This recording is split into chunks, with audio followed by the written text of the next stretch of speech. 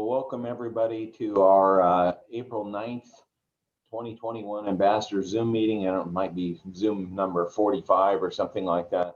Seems like we've done quite a few of them. So our theme is facing the future together. And in that theme, we try to have a lot of fun, as we just did before we started recording. So try to have a good time. So we get together twice a month. The end of the month is planning and scheduling. The first meeting of the month is showcase.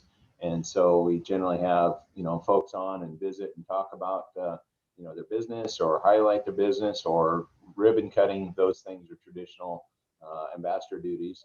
And today we have another showcase. And so today we're going to have, let me bring over my slide here. So today we have Paul Schuytema. I'm saying it wrong. Schuytema. Thank you. That's close enough, though. Paul serves as the executive director for the Economic Development Alliance of Lincoln County. He and his wife Susan moved here to Oregon last June, and from the uppers of Michigan. And he's been practicing full-time rural economic development for the last 12 years, and consulting on economic development for another 7 years before that. So certainly has experience in this field. Most of his previous career had been in software development, particularly game software development. So he's got some credits to that, and maybe he'll expand on that. His economic development passions include strategic planning, creative supportive entrepreneurial ecosystems, growing and creative economies, tourism, entrepreneurship, high-speed, fully synchronous broadbands for business. So he's got lots of talents, and I meant to also introduce myself. So my name is Richard O'Hearn with Edward Jones Investments. And if I could ask everybody to just go around the room, and then we'll let Paul be the last one. So if you will, just go ahead and queue up and introduce yourself, and then we'll let Paul make sure he knows everybody, all the players here this morning. So who's next? I'm Jeanette with the Chamber. I'm Lila Timmons, Next Home Picket Fence Realty. Ryan Martin, BBSI. Sorry, Sonia. No, sorry, Ryan. Sonia Graham with Ocean View Senior Living. Ed Hansen, Porthold Players, Well-Read Books, Hansen Professional Services. Al Fitzpatrick, Coast Guard Community College. And you know me, Judy Cool, Executive Director for the Chamber. Excellent. Well, wonderful to meet you all. And yeah, thanks for getting up early today. And I'm sure we're all super Zoom fatigued. I'm trying to think of when I remember using Zoom professionally a couple times before the pandemic really hit. And it seemed like such an alien thing, and everybody was always confused, and it never quite worked right. And I just wonder how many Zooms we've all collectively been on together in the last year. I mean, it's got to be hundreds and hundreds and hundreds. And I was talking to some guy the other day, new to the area, who from California, an investor, and he, beginning of April last year, like dumped most of his investments and invested it in Zoom. And I'm just like, oh, he must be like doing pretty darn well. So I kind of thought I would tell you a little bit more about myself, spend a little time trying to kind of look into the crystal ball of what I see happening in our local economy, maybe over the next 8 to 24 months, some challenges, some opportunities we've got, and then talk a little bit about the Economic Development Alliance of Lincoln County and things that we're currently doing or looking to do, so we can kind of figure out ways that we can interface and collaborate going down the road.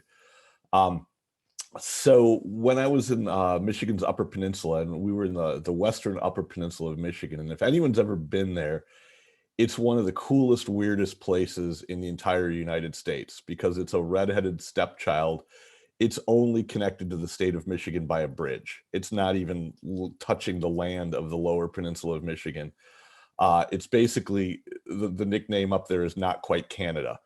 But it's crazy because it snow starts before Halloween, and it doesn't melt until the middle of May. So you've got 7 months of snow, and our backyard had about 5 feet of snow consistently in it. Just when I was up there, I served as the executive director of the Iron County Economic Chamber Alliance. So we did economic development, but we also ran the Chamber of Commerce. We were the main tourism marketing body for the county, and we also did most of the events for the county. We were also, one of the things that was very different up here from down here is up there, the thing that you have infinite of is land. People up there collect things, they call them 40s, and they're 40-acre squares, like 6.2 acres on a side. And you could get a 40-acre square of land for about $25,000.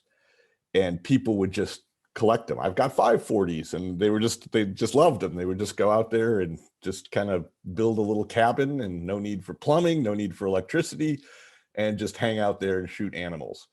And it was pretty cool. But they had never really experienced economic development. It was a really interesting challenge. But one of the problems that they shared that we have here is a challenge to get all of the skilled and dedicated workers and retain them that the businesses need. Prior to that, I worked as the director of community and economic development for the city of Monmouth in Illinois. It's west central Illinois, kind of by the Mississippi River. And I also oversaw the zoning and planning departments there. And I kind of laugh when I think about all of the Monmouths that are in the United States and how completely uncreative the original settlers were with naming things, because they came over from Monmouth, Wales, landed on the East Coast, settled in the New Jersey area, named it Monmouth, got tired of it, got in the wagons, went to near the Mississippi, named it Monmouth, got tired of that, took the Oregon Trail, came out here and named it Monmouth. And I'm like, at least, call it New Monmouth or something like that. I don't know. And that was actually really pretty cool, doing economic development for a city, because it was just a 2 mile by 2 mile square. So I've done both really compressed economic development and also countywide economic development. And there's some really different challenges and opportunities in those two different kind of scales. And as Richard said, most of my career was spent in software development, specifically computer games.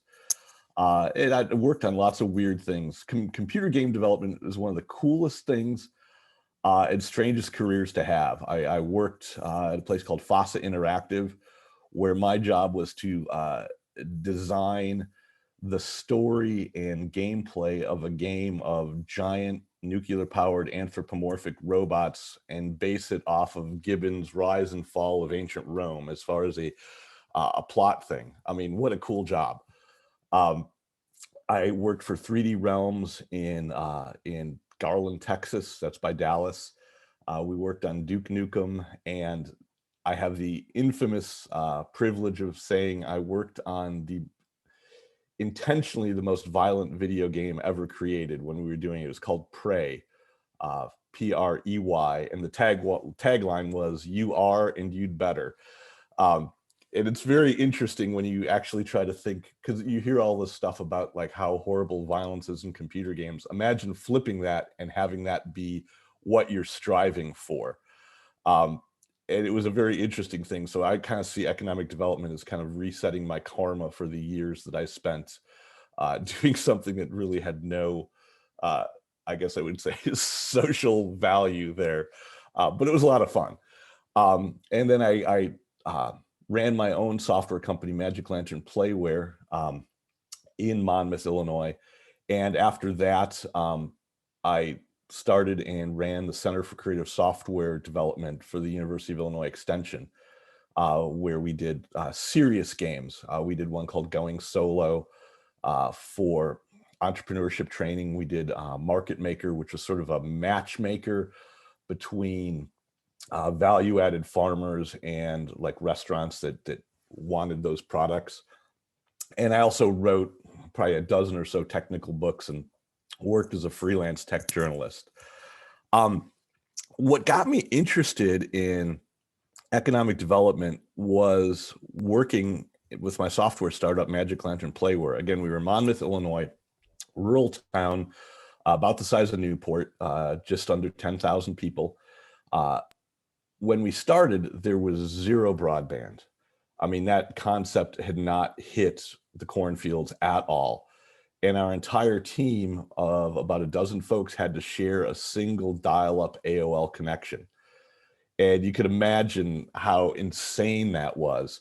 The other thing was there back then, if you had a business telephone account, we had GTE was our phone company, that even if you were doing a relatively local call, they charged you by the minute.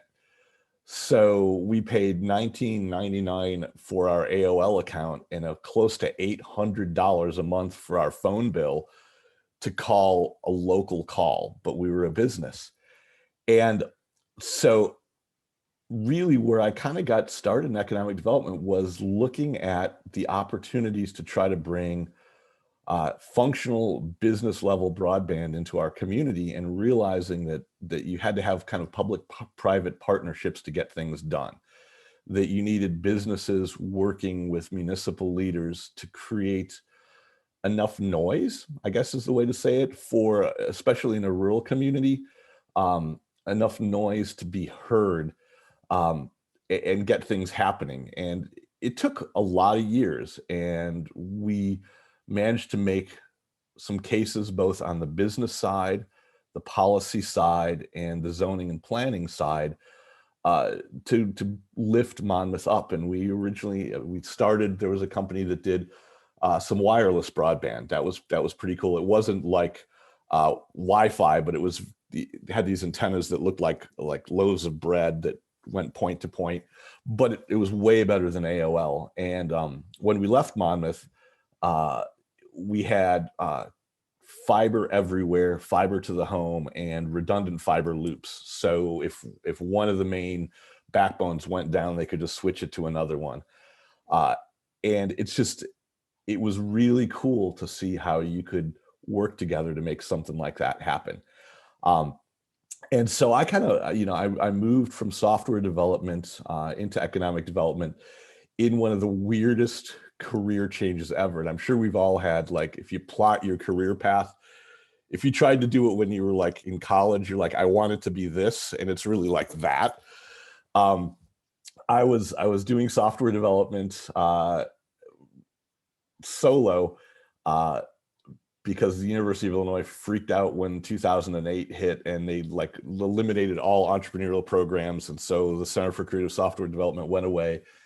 And I got a call from the mayor of Monmouth, who called me in and said, I'm an accountant. Our city manager is an accountant. We need someone who's not an accountant to just do things and just beg for forgiveness. And my original job description was simply make downtown cool.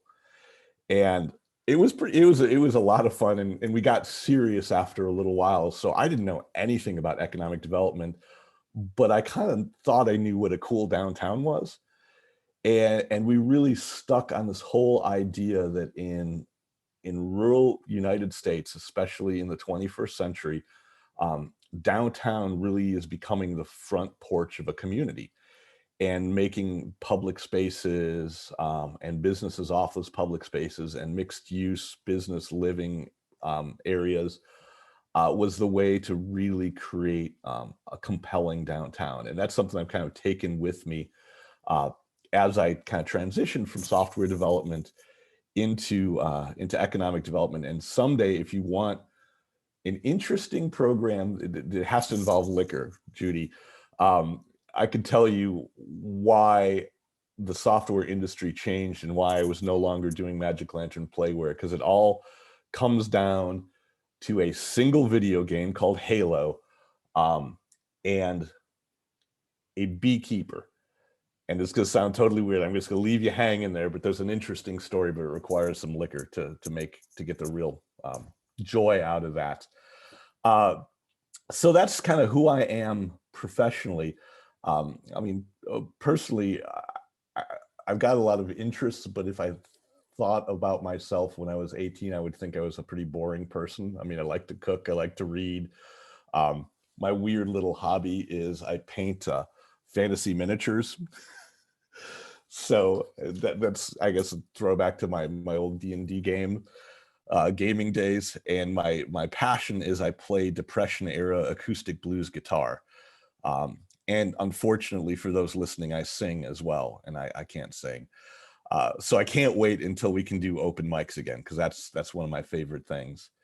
And my wife works currently at the Breach the Moon Gallery down in the Bayfront, and was pretty excited because yesterday she had like the biggest sales day of her life, and was calling herself a national treasure when she got home from work because all the sales she made. So I was pretty proud of her. So, okay, kind of switching gears a little bit, looking at some trends and some things I see. I mean, honestly, where we are right now, we're kind of raggedly and exhaustedly kind of coming out of the pandemic.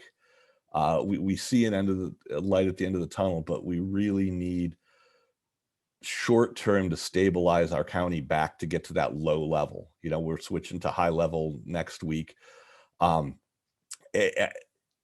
think it's essential to get there, and hopefully we can make that transition happen as the tourist season really ramps up. And that's the challenging thing, is because we rely so much on people coming from without and might not have the same restraints or sense of following the rules, and we're not out of this yet. So that's a challenging thing. And I was at Sorella's last night, and I was talking to the manager there, letting him know I was going to do this talk about trends and like, what do you see trends happening? And he was like, everybody's drinking tequila. Everybody's drinking tequila. So he's like, I've never made so many margaritas in my entire life. And I'm like, okay. So if you're looking for investment strategy, Edward Jones, tequila. Really keywords I think going forward for this year are recovery, resiliency, and equity. And hopefully the challenges that we've seen over the last year get us to an even better place, or at least a more aware and conscientious and better prepared place. You know, some of the things that are going on the larger scale, the Paycheck Protection Program is still out there, still taking applications. This latest round finally included 501c6s, which, I mean, that was so ridiculous that those were excluded. Why do we have business support organizations excluded from participating in the recovery when they are so needed to support our businesses? You know, probably the business sector that's been hurt the most in this pandemic are our local restaurants. And, you know, we, in almost every call, you hear that, and, you know, until we get things stabilized, all we can do is just help them eat local. One thing that's coming up soon as part of the new stimulus is a thing called the Restaurant Revitalization Fund, and that's opening up later this month. And the SBDC is having a program Monday morning at 9:30. If you go over to their website, you've got the Zoom link there to kind of let restaurants know what they have to do to prepare for that, because they have to have a DUNS number and things like that. But there's some funds that are going to be available. There's another program that's relatively new that was supposed to launch yesterday, the SBA's Shuttered Venues Grant Program. And that launched to great fanfare yesterday, and then the website just couldn't handle it. They didn't figure out the software. And as a software developer, I just cringe when it's like, don't launch something nationwide if it doesn't work. And Carrie from the aquarium sent me a screenshot of a Twitter feed of people just pulling their hair out as they're trying to like upload files, and everybody's just like, get me drinks, send me some liquor, please. I can't stand this. And they ended up having to shut it down, and it's going to shut down till next week. So at some point next week, that'll open back up again. You know, you've got that American Rescue Plan, that $1.9 trillion third relief plan, and that's bringing some very real dollars into the state, the county, and local governments to help them recover from some lost revenue, and also look at programs and ways they could locally assist. So that's really good. Other kind of interesting things out there. You probably are familiar with Georgia Pacific's Juno project. It's a pretty cool thing. They had to fight really hard for a couple of years to get approved for a program called the SIP, Strategic Investment Program through the state, which incentivizes significant investments. And it's a program to take material that can't be recycled now, which is paper goods that have been used in food service and things like that, and be able to get those foodstuffs off of there and bring it into the regular recycling pipeline.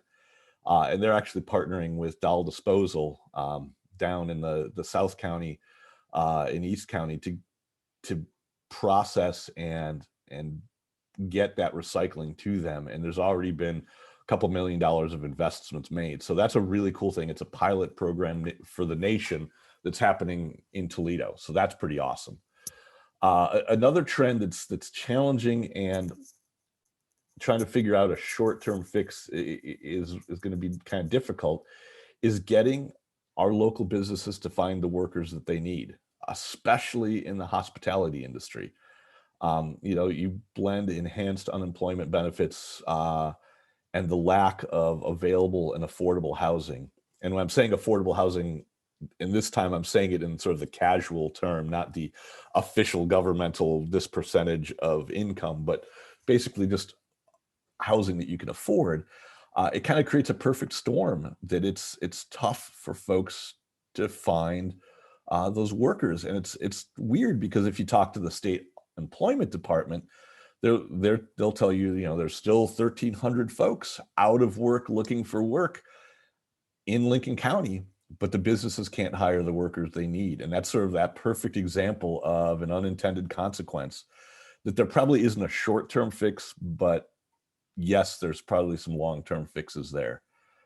Another thing that was kind of forward thinking that happened late last year is we did a series of stakeholder listening sessions in November across the county, North County, Central, East, and South County, convened by County Commissioner Doug Hunt, to kind of get a sense of the county-wide economic development priorities. And what came out there wasn't really a surprise to anyone, but it was good to have those conversations. That number one, obviously, was workforce and affordable housing, broadband development, available and affordable childcare, workforce development to capitalize and develop on the blue economy, increase our economic diversity so it's not all the eggs in one tourism basket, some tourism attraction development with a focus on rainy day activities, and recruiting remote workers. And all of those, I think, are valid windmills to tilt at in the coming months. Housing, I mean, that's a big, huge, hairy issue that's been around for a long time. It's especially challenging on the coast here, where land is at a premium, easily buildable land. But summarizing that problem succinctly, you just need more units of all types of housing, rental, ownership, all cost levels. And really high density mixed use is the best bet because of the limits of available land. The challenging thing with that problem is it blends together zoning, planning, infrastructure, urban renewal, finding the right developers, which a lot of times have to be developers from outside of the county, making sure they get return on investment. What kind of incentives can you bring in? So there's a lot of gears in that machine. It's not rocket science, but it's a pretty complicated clockwork, but it's definitely on the top priority of both the county and our organization. Another hot button trend is feelings about short-term lodging. There's been a lot of movement on both sides of this is a great thing, this is a thing we don't want here. One of the things that our board's been looking at is it's been sort of stated that short-term lodging and short-term rentals are one of the prime drivers of the extreme expense of our housing stock. And I'm not sure if that's the case. All I can really see is sort of anecdotal evidence there. We're trying to look at real data. I have a feeling that the market has more of a driving force there, and I'm sure those of you in real estate have your own opinion about that. But one of the things is getting folks from outside of our area to come here and spend the night wherever they spend the night. Is how we bring those dollars in to keep those businesses open. So if it's not short-term lodging, what is it? And a couple communities, Depot Bay, Yachats, so rely on that because of the way that they set up their income stream for their city. A couple other things going on that relate to those priorities. We do have a regional broadband action team. There's a number of these convened across the state. Ours covers Lynn, Benton, Lane, and Lincoln counties. And it was awarded a planning grant to go and look at what are the opportunities available and needs in broadband. And wow, my computer just like switched all my windows on me. The good news is there's going to be about a year of planning and feasibility studies to really see what those challenges and opportunities are. So that's happening. The other thing that recently just happened, the Cascades West Economic Development District, of which we're a part of, is required to have a thing called a comprehensive economic development strategy. Basically a regional strategy to move the region forward economically. It's required by the EDA for grant applications. In 2021 was the first year of their new 5-year plan. And when they went back and looked at the past plan and the past 5 years, they saw they had a really good plan, and they looked at how much was accomplished, and it was absolutely zero. Nothing was accomplished in the plan. But then they started looking deeper and realized what it was not that people weren't doing things, but there wasn't the communication and connection to know what was being done. So the redone plan, and a committee went together to put that together. I was part of that.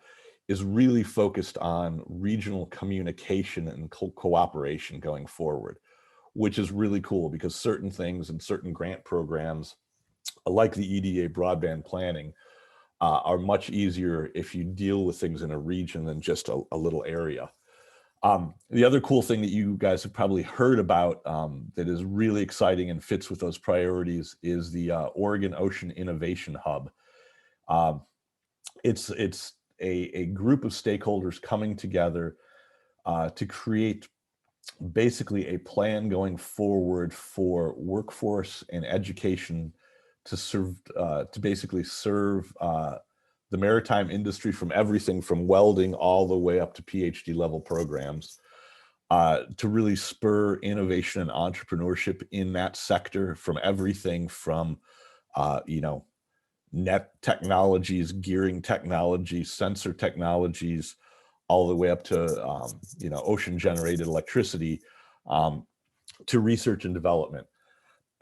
And that is probably a $20 to $30 million plan and project that has got school district involved, the community college involved, Hatfield's involved, the STEM hub is involved.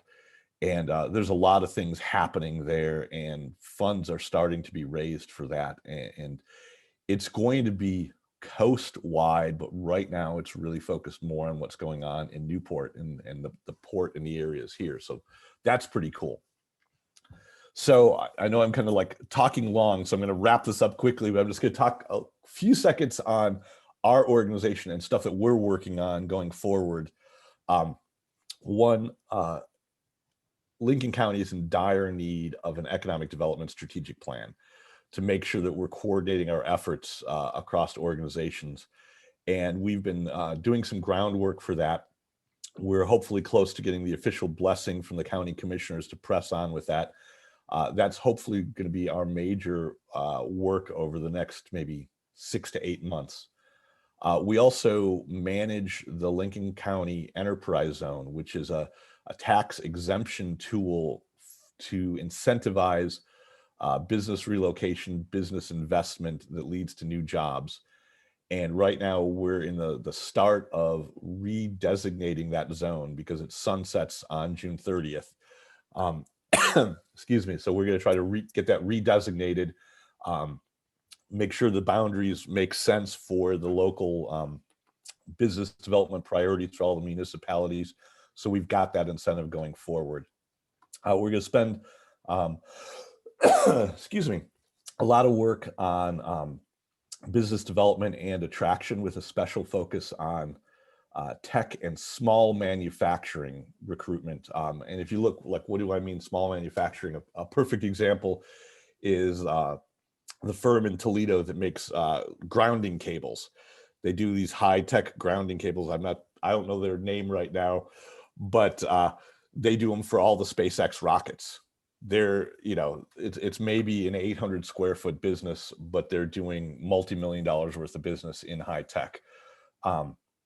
Also fostering the growth of a entrepreneurial ecosystem here, working with municipalities to really activate their industrial parks, working with that Ocean Innovation Hub, and providing whatever assistance is needed to local government units. We're doing some work with Lincoln City on district and downtown marketing materials. We're working with Toledo on their Art Toledo program, and also providing data research capabilities. One thing that's kind of weird, this was new to me when I got here, if you ask the state employment office about employment numbers, like what are your largest employers in Lincoln County, and they give you that information, that data doesn't come from the state, that data comes from us.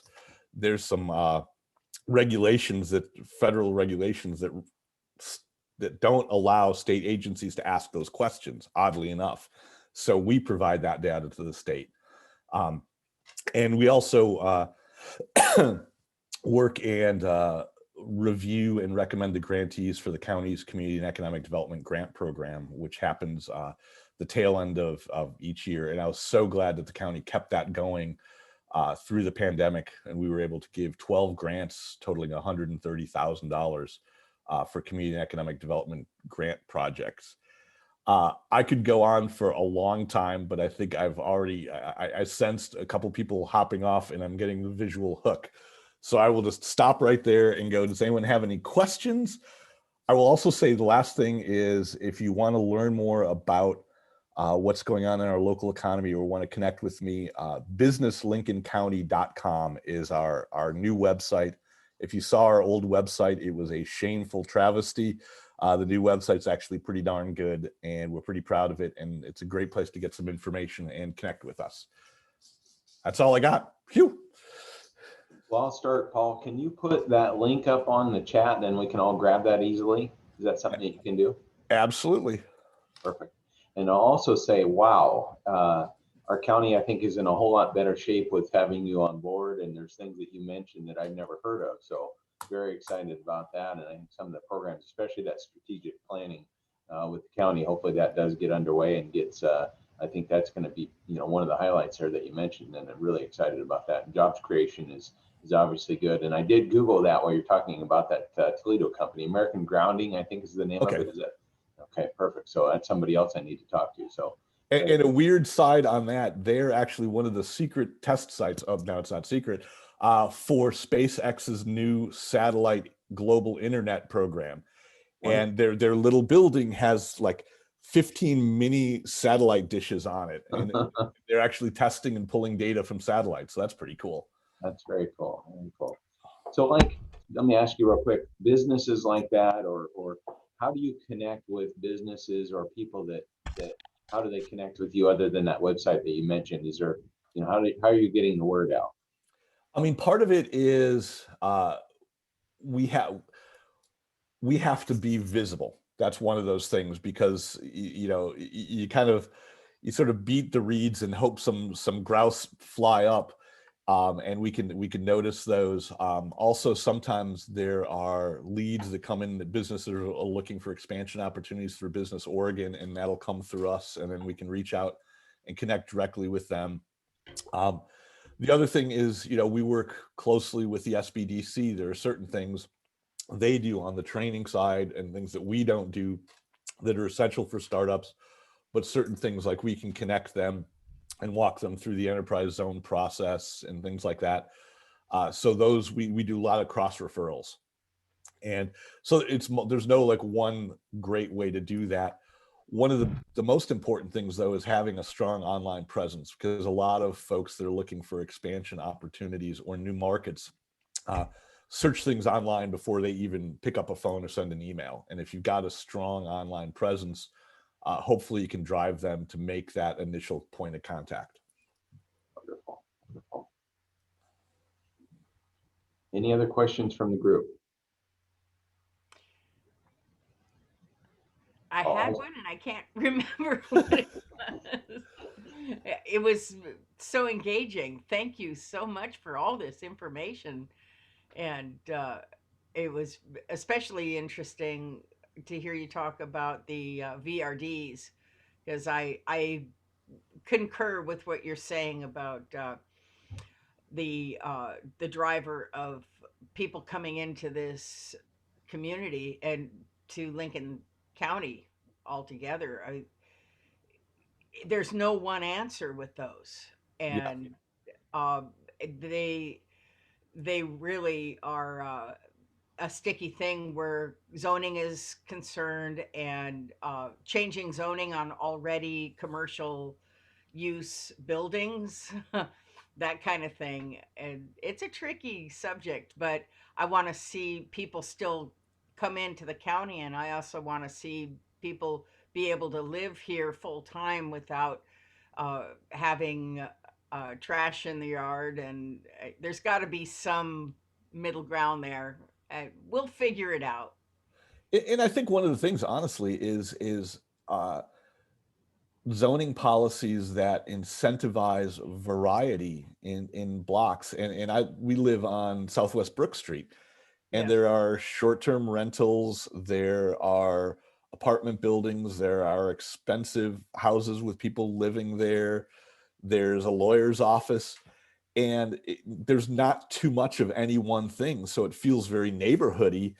And it doesn't feel overly vacation rental-y, but it doesn't feel overly residential. It's a really nice blend. And I think the answer might lie in there. My gut tells me that.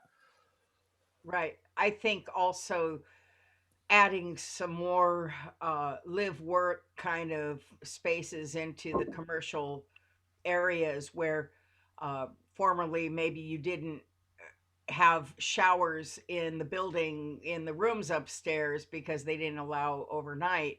Maybe being able to make more community spaces downtown and that kind of thing happen is an exciting idea to me. Yeah, absolutely. I find it interesting when you were talking about the difficulty that a lot of businesses, especially the food industry, has had finding workers or getting workers back. And I hear people complaining about the same stuff. Well, it's because the unemployment, they don't want to have a job, and that's part of it. But they're completely ignoring the fact that it's been brought to our attention how precarious and unimportant those jobs are to the general status quo. So people are looking at, going to the food industry. It's like, why would I want to be a server in a restaurant? Because they're the first to get fired. And now there's laws in effect where your tips don't even belong to you. They belong to the restaurant. So they get redistributed to everybody else, which was the major incentive for working in a restaurant. And now you don't have that anymore. And so people are looking at, well, why should I work for somebody else when I can work for myself? So you have a lot more people starting their own gig businesses or working online.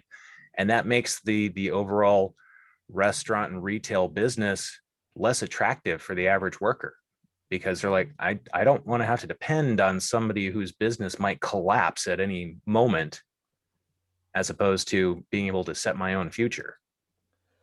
And I think you're absolutely right. And it also brings up, is that low level wage workable? Yeah. And some restaurants are trying different things. I mean, Local Ocean is adding, it's a pandemic thing, but it probably needs to stick around, a 20% surcharge to the bill that goes to the distributed tips. And the hope is that you then tip your server directly over that. The problem is if a lot of folks, especially if they're tourists, they see that 20% added, they're not going to add anything else. I had our mother-in-law took us out to dinner and just did a really cheap tip. And I'm like, I had to like slip some money on the table. But on the other hand, servers can make $40 an hour at Local Ocean because of that system. So Yeah. there are answers, but it's challenging and it's different in the models. Like if you're talking about a Moe's where you're dealing with cups of chowder, it's a different kind of model and it's a lot more challenging. Mm. So I can tell you as a past server for years, I worked in the industry when you didn't have to report your tips. And now you have to report, your tips, that kind of thing, and you're taxed on it. But I'll tell you, the benefit of doing that is your Social Security. Because when I look at my Social Security reports, all those years that I didn't report tips, my income is shows really, really low. And that affects how much when I retire, I will get on a monthly basis. Although now the tips go to the restaurant owner who gets to distribute them. So the servers are getting taxed on the estimated tips that law went into effect a few months ago. A month ago? This year, as of January. Yeah, the tips can be redistributed by the owner, and they can actually use part of those tips to pay wages in the back of house. Hey guys, I have to run because I've got a 8:45 Zoom I got to get on. But thank you so much for the opportunity to talk with you. And if you got any other ideas or questions, in my email is just paul@businesslincolncounty.com. You can just find me easily, track me down, and I hope to see a lot more of you in the future. And have a wonderful weekend. We'll see you. Thanks Very much, you. Paul. Bye. Well, I think that really brought to light some of the things that, we knew about or know about or work on or think about. And obviously there's folks that are working on that for us. So really happy that he's in our area. And certainly I think he should be maybe a chamber luncheon, virtual luncheon or chamber luncheon when we get back to that regular. I think there's a lot there.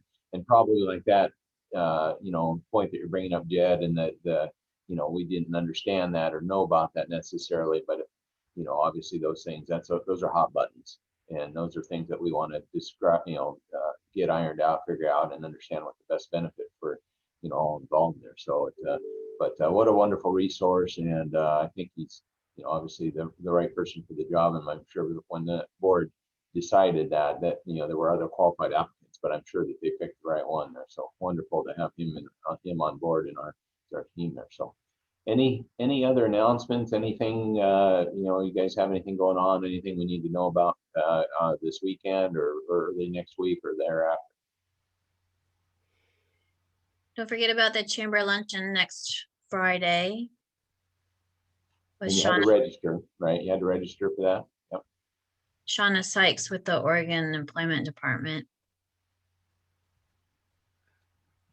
That's been, I know she had talked, and I don't remember where it was before, but I had signed up and I get those emails and those things that they send out, her and Eric, about what our county's doing or what other counties or, what the state's doing. So it's very informative. So she's a great resource. I know who that is. Any other projects or any other things or any other doings or goings on? Anybody know how the high risk is? You probably already discussed this. I don't know.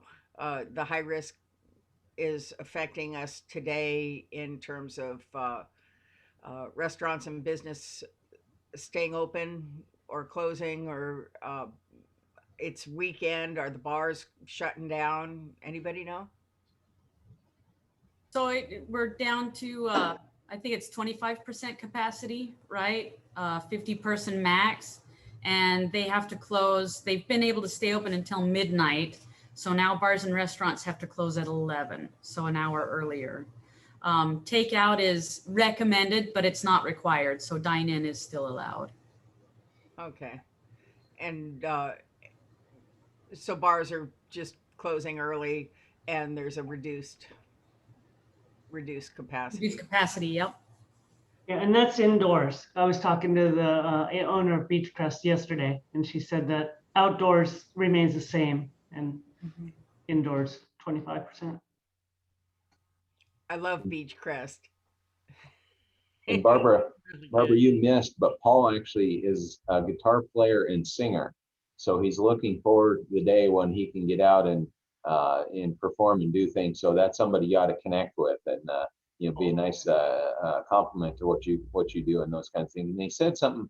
The term he used, it was like either pre-war guitar or Depression era guitar or something like that. Depressed blues. Yeah. That's what it was. Yeah. So Really? so certainly somebody that is welcome in our community as well. Yes, yes. I think I might be able to go and play at a senior memory care center coming up sometime soon. I'm waiting till my second vaccine kicks in. I'm going to wait till at least 3 weeks after that date before I go. But I've been invited to be able to play indoors at one of the local places. And so maybe I'll get Paul. We'll do a duet.